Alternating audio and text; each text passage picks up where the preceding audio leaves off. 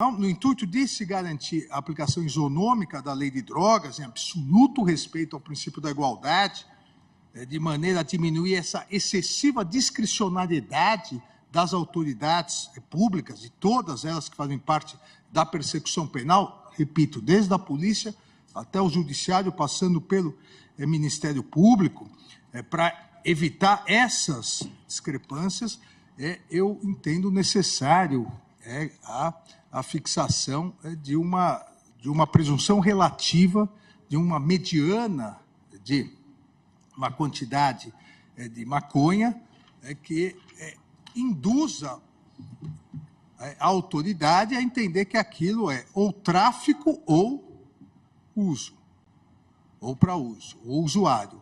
A partir disso, obviamente, outros elementos, o que vai também melhorar muito a condição dos flagrantes, passando a exigir que nos flagrantes se coloque de forma mais detalhada o que foi apreendido também.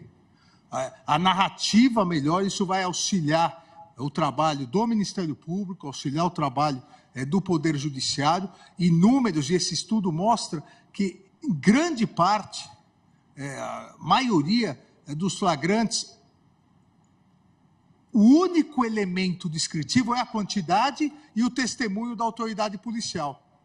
Então, é importante que isso seja mais trabalhado, que se analise outros fatos com apreensão de instrumentos, como eu disse, cadernos de anotação, balança, celulares, que se descreva melhor as circunstâncias de apreensão, que se coloque testemunhas dos locais de apreensão.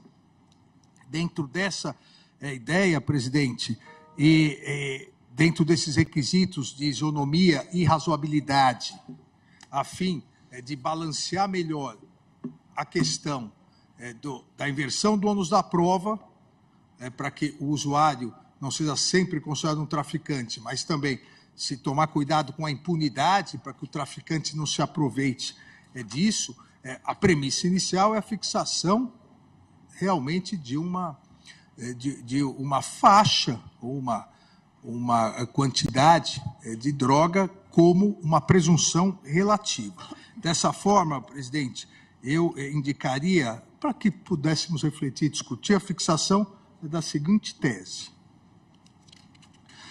1.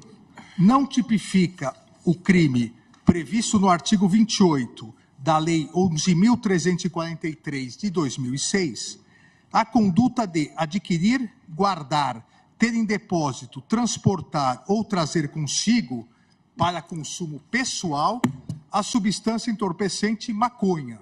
Ficamos só na maconha. Mesmo sem autorização ou em desacordo com determinação legal ou regulamentar. 2. Nos termos do parágrafo 2º do artigo 28 da Lei 11.343, de 2006, será presumido usuário aquele que adquirir, guardar, tiver em depósito, transportar ou trazer consigo de 25 a 60 gramas de maconha ou 6 plantas fêmeas. 3.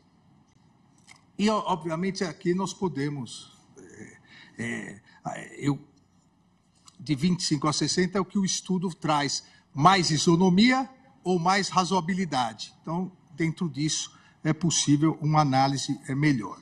3. A presunção do item anterior, que é exatamente, será presumido usuário aquele que tiver essa quantidade, a presunção do item anterior é relativa, não estando a autoridade policial e seus agentes impedidos de realizar a prisão em flagrante por tráfico de drogas, mesmo quando a quantidade de maconha for inferior à prevista no item 2, desde que, de maneira fundamentada, comprove a presença de outros critérios caracterizadores do tráfico de entorpecentes.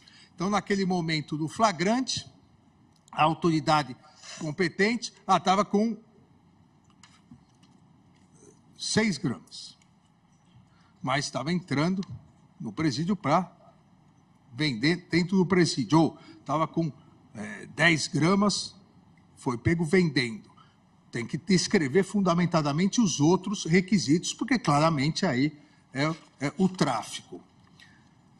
Nas hipóteses, 4, nas hipóteses de prisão em flagrante por quantidades inferiores a fixadas no item 2, para afastar a presunção relativa, e aqui, presidente, algo que não havia no momento do voto dos eminentes ministros, não havia ainda audiência de custódia. Tanto que o ministro relator, o ministro Gilmar, coloca como uma previsão que deveria ser apresentado imediatamente ao juiz. Aproveitando já a instalação da audiência de custódia, essa realidade que o Supremo Tribunal Federal instalou, inclusive, à época na presidência do ministro Ricardo Lewandowski, na presidência do Supremo Tribunal Federal e do Conselho Nacional de Justiça, esse item 4 coloca, nas hipóteses de prisão em flagrante por quantidades inferiores à fixada no item 2, para afastar a presunção relativa, na audiência de custódia, a autoridade judicial, de maneira fundamentada, deverá justificar a conversão da prisão em flagrante em prisão preventiva e a manutenção da persecução penal, apontando obrigatoriamente outros critérios caracterizadores do tráfico de entorpecentes, tais como a forma de acondicionamento, a diversidade de entorpecentes, a apreensão de outros instrumentos, como balanças, cadernos de anotação, celulares como contatos de compra e venda, locais e circunstâncias de apreensão, entre outras características que possam auxiliar na tipificação do tráfico. Ou seja, fora daquela presunção, quantidades inferiores, além da autoridade policial no flagrante ter que estabelecer, o juiz na audiência de custódia, para manter a prisão, convertendo em preventiva e manter a possibilidade do inquérito, a persecução penal, ele deve justificar. Se chegou a autoridade policial flagrante sem nenhuma justificativa, só com a quantidade, o juiz aí estará obrigado, na audiência de custódia, estará obrigado a trancar imediatamente essa possibilidade de persecução penal. Ou seja, nós podemos dividir essa responsabilidade que é importante, a polícia no primeiro momento, mas na audiência de custódia, o juiz também deve analisar se outros requisitos realmente afastam aquela presunção relativa. Eu incluo um item 5, nas hipóteses de prisão em flagrante por quantidades superiores a 25, nas hipóteses de prisão em flagrante por quantidades superiores a fixadas no item 2, na audiência de custódia, a autoridade judicial deverá permitir ao suspeito a comprovação de tratar-se de usuário. Aqui, presidente, me parece importante, porque sabemos que a audiência de custódia, ela, para todos os crimes, ela existe para verificação da regularidade do flagrante e para verificação se não houve o abuso de autoridade, se não houve agressões. Ela não entra ainda no mérito.